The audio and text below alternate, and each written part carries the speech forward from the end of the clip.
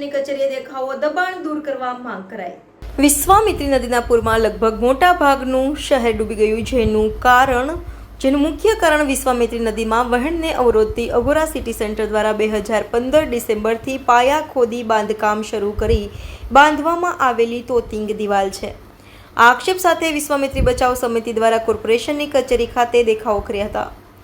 વિશ્વામિત્રી બચાવ સમિતિના અગ્રણી શૈલેષ અમીને જણાવ્યું હતું કે વિશ્વામિત્રી નદીમાં દિવાલ વર્ષ 2015 ડિસેમ્બરમાં બની રહી હતી, ત્યારે અમે વિશ્વામિત્રી બચાવ સમિતિના નામે આ નદી ભવિષ્યમાં વડોદરાને પૂરથી ડૂબાડશે એવી ભીતિ વ્યક્ત કરી હતી અને મ્યુનિસિપલ કમિશનર, કલેક્ટર, સિંચાઈ વિભાગ, ખાણ ખનિજ વિભાગ તેમજ પર્યાવરણ અને જંગલ વિભાગને આવેદનપત્રો આપી રજૂઆતો કરી હતી।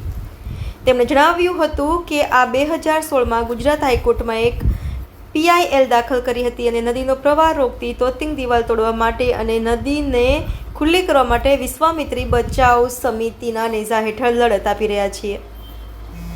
જ્યારે વડોદરામાં આવેલ વિશ્વામિત્રીનું વહેણ અટકતા આવેલ પૂરથી વડોદરાને ડૂબાડી ગયું અને પ્રજાનો રોષ ધારાસભ્યો અને કોર્પોરેટરો ઉપર પ્રજાએ દરેક વિસ્તારમાંથી ઠાલવ્યો છે।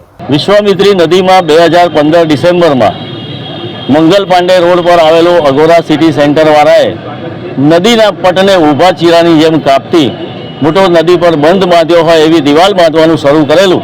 એના પાયામાંથી માત્ર અમે એકલા જ લડતા આજ સુધી આવ્યા છે અને માટે અમે હાઈકોર્ટમાં 2016માં જનહિત યાચિકા પણ દાખલ કરેલી છે।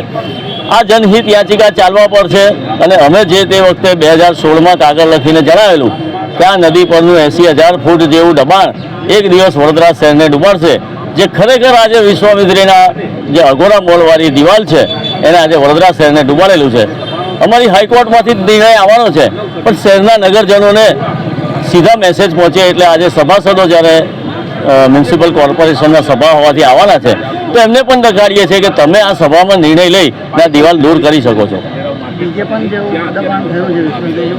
બીજે દબાણ સીધું નદીમાં નથી પણ ઇનડાયરેક્ટ દબાણ છે, એટલે નદીના પટથી માર્જિન છોડેલા નથી, નદીના પટના ઝોન છે જે એ ઝોન બદલાવી નાખ્યા છે, સરકારના બધા ભાગીદારીમાં પ્રતિબંધિત વિસ્તારો બદલી નાખેલા છે, તો એ બધા દબાણ જુદા છે। આ સીધું નદીમાં બંધ બાંધતો હોય એવું દબાણ આ મોટું વડોદરા શહેરનું એક છે।